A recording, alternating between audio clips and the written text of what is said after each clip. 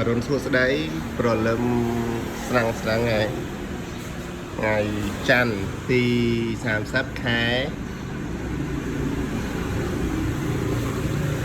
មិនិនាឆ្នាំ2026រៀងរាល់ពេលព្រឹកឬក៏ពេលព្រលឹមឡើងភាគច្រើនគឺខ្ញុំហាត់ប្រាណហើយស្រស់រោគអាហារតិចតួចញ៉ាំរបស់ល្អដើម្បីសុខភាពថែមទាំងអានឧទាហរណ៍ថ្ងៃនេះថ្ងៃនេះ2ថ្ងៃហើយតែថ្ងៃនេះខ្ញុំកំណត់ថ្ងៃនេះតកតងនឹង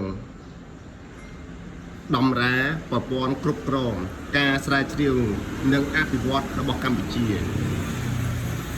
ដែលថ្ងៃនេះចងក្រងដោយក្រុមប្រឹក្សាជាតិវិទ្យាសាស្ត្របច្ចេកវិទ្យានវានុវត្តន៍ហើយក៏ជាមួយនឹងក្រសួងខ្ញុំហៅកាត់ថា MISTI ក្រសួងពាក្យពេញមកពី Ministry of Industry តមកទៀតចឹងអាចចូលមកថែមក្រសួងនេះពាក្យពេញបាទហើយមួយទៀតពេលអានចប់ធ្វើហ្នឹងខ្ញុំនឹងដាក់គោលដៅអានតាក់ទងនឹងដែលសរសេរខ្ញុំមើលខាងលើនោះមានអក្សរ UNESCO ខាងពីលើការរៀបចំផែនទីបង្ហាញពីការស្រាវជ្រាវនិងនវានុវត្តន៍ក្នុងព្រះរាជាកម្ពុជា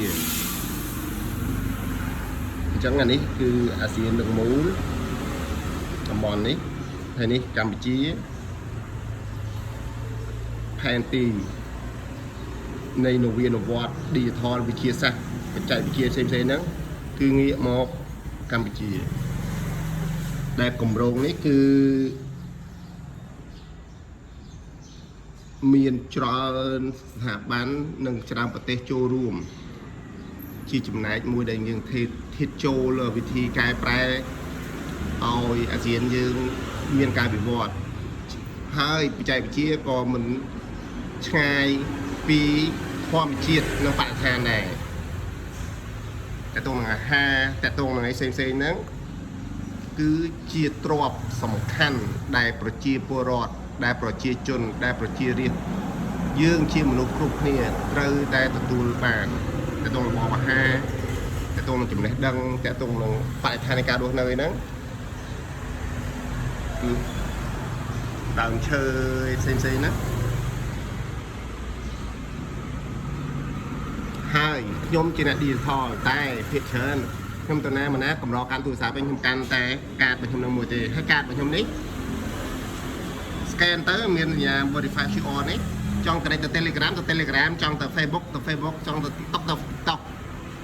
ហើយខ្ញុំនឹងបញ្ជីមុខងារមួយទៀតកាលពីមុន Facebook ឆាននៅ Facebook TikTok ឆាននៅ TikTok Telegram ឆាននៅ Telegram តែខ្ញុំនឹងចេញ Eco Social Media ឬក៏ជាបណ្ដាញសង្គម Eco ដែលឆាតឆ្លងគ្នាបាននៅខាងក្រៅគេស្គាល់ខ្ញុំជា Eco ជាផលិតផលនៃក្រុមហ៊ុនដែលខ្ញុំនេះណាគឺ IT Care Asia Co Ltd ហើយឥឡូវនេះខ្ញុំក៏ព្យាយាមធ្វើបច្ចុប្បន្នភាពឬ upgrading ពីក្រុមហ៊ុនកម្រិតថ្នាក់ជាតិទៅជាកម្រិតអន្តរជាតិទៅជា LLC ដែល Visual Office នៅសហរដ្ឋអាមេរិកទីក្រុងញូវយ៉កពីព្រោះខ្ញុំចង់ឲ្យប្រជាជនយើង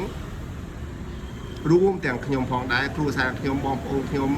អ្នកនៅមូលដ្ឋាននៅភូមិឃុំនៅសហគមន៍យើងមានមុខមាត់នៅលើឆាកអន្តរជាតិខ្ញុំជាកូនខ្មែរជាកូនកម្ពុជាម្នាក់ដែលជាយាមអភិវឌ្ឍខ្លួនអានសរសេរជាពិសេសការគោរពក្រមសីលធម៌វិជ្ជាជីវៈក្រមសីលធម៌នៃការរស់នៅមិនប្រមាថគេមិនបៀតបៀនគេមិនមើលងាយគេនេះជាអត្តចរិតរបស់ខ្ញុំនិងខ្មែរទាំងមូលខ្ញុំចូលរួមសហការគ្នាអភិវឌ្ឍសហគមន៍យើងទៅជា Digital និងសន្តិភាពជាមួយគ្នាសូមបញ្ជាក់ទៀតថែមទាំងមានក្រមសីលធម៌ថ្លៃថ្នូរខ្ពង់ខ្ពស់មិនប្រមាថគេមិនបៀតបៀនគេអរគុណច្រើន